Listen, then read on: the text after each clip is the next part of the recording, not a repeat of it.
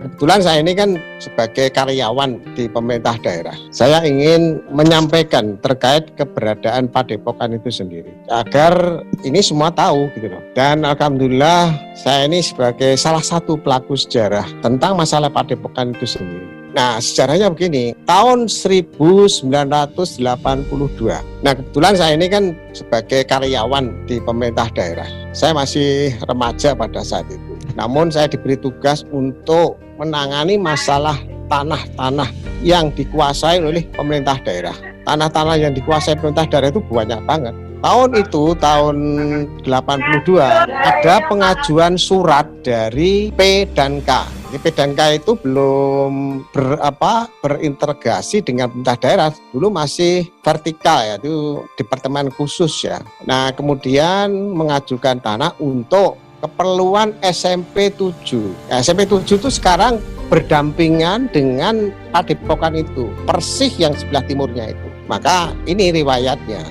Dari permohonan dari P dan K itu mengajukan tanah untuk keperluan SMP 7 yang luasnya kurang lebih 2 hektar, lebih sedikit. Nah, di situ ada plafonnya. Plafon anggaran dari APBN, bahwa anggaran dari APBN tersebut per meternya Rp2.000. Kemudian setelah hitung, itu jatuhnya kurang lebih 1 hektar lebih sedikit, saya pastinya udah lupa ya.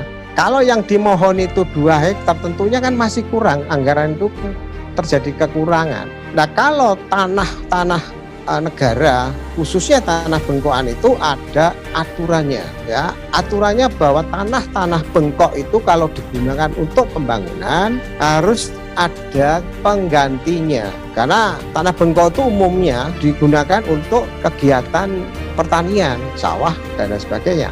Nah, oleh sebab itu tanah yang digunakan itu harus digunakan untuk sawah kembali, artinya digunakan untuk tanah-tanah yang produktif ya. Itu aturan.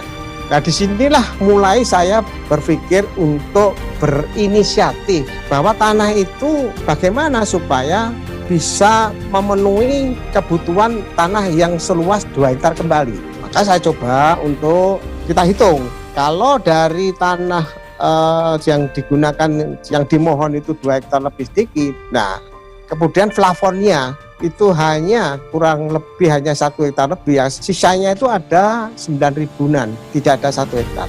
Ini saya mengutak-atik gitu. Maka saya buat inisiatif untuk bagaimana tanah itu bisa dikuasai oleh organisasi kita gitu. Karena ini kan murah banget ya, Rp2.000, bayangkan. Nah, di sini saya mulai untuk membuat plan staff kepada wali kota pada saat itu. Nah, setelah saya ajukan nota dinas kepada wali kota, saya dipanggil. Tanya, ini gimana kok tanah kok bisa dijual, itu maksudnya gimana? Loh, ini kan plafon yang ada itu kan tidak cukup, Pak Wali. Bahwa kalau dibelikan tanah lagi tidak cukup, padahal luasnya jatuhnya kan berkurang gitu loh. Nah, terus ini maunya dijual. Iya, dijual ke masyarakat. Loh, siapa sing tuku? Saya carikan Pak nanti. Padahal saya inginnya saya jual kepada Sejahtera gitu kan. Yang penting Pak Wali ACC dulu. Oh ya sudah, kalau memang ada segera aja. Ini saya setujui, segera nanti laporkan saya ya siapa yang beli. Udah, saya sewenang disetujui wali kota itu. Saya mencari pengurus ESA, ketemunya Mas Inggih gitu loh. Nah, Mas Inggih waktu itu ditugasi oleh Mas Tarmaji sebagai ketua DKP. Karena saya ketemu Mas Inggih, saya buru-buru ingin segera ada surat masuk ke pemerintah daerah. Saya bilang sama Mas Inggih, Mas Inggih, ini ada tanah murah dijual, tolong segera ajukan permohonan, nanti akan saya proses gitu loh. Duitnya konti gampang, gampang, nanti gimana saya carikan. Ya wes, dia tidak mau membuat surat, ya sini kayak tak tanda tangani. Nah, suratnya yang membuat saya ketik sendiri, saya konsep, dia tinggal tanda tangan. Udah, saya bawa, saya ajukan, saya laporkan kepada Pak Wali. Dipanggil saya, Pak Wali. Gimana ini sudah ada permohonan masuk? Oh siap, Pak Wali, ini sudah ada yang masuk ya, alhamdulillah gitu. Terus piye?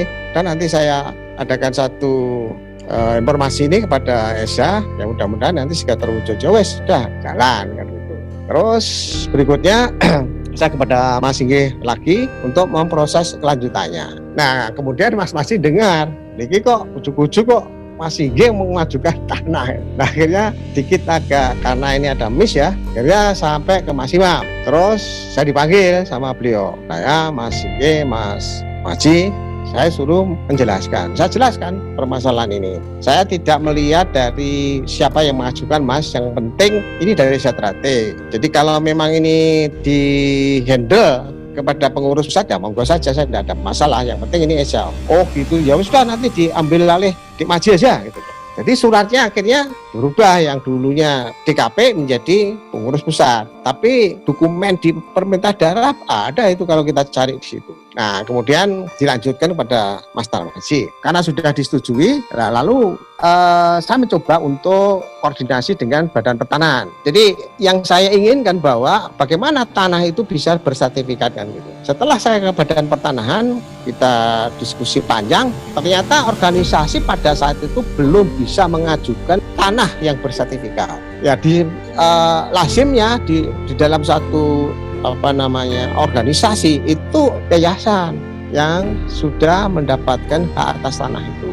Banyak toh dulu itu sekolah-sekolah itu kan didirikan yayasan yang akhirnya bisa mendapatkan hak atas tanah. Tapi haknya adalah hak guna bangunan. Kalau hak guna bangunan itu kan batasnya kan 20 tahun.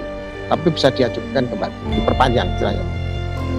Ya sudah, karena petunjuknya dari Badan Pertanahan seperti itu, nah, saya langsung kepada Pak Wali, Mas Imam, masih ternyata nggak bisa organisasi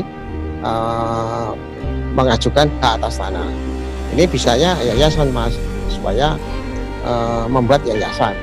Oh ya sudah, kalau memang begitu, karena kita juga punya notaris, artinya warga Setrate yang profesinya notaris, yaitu Mas Darmo Sudagung dari Malang.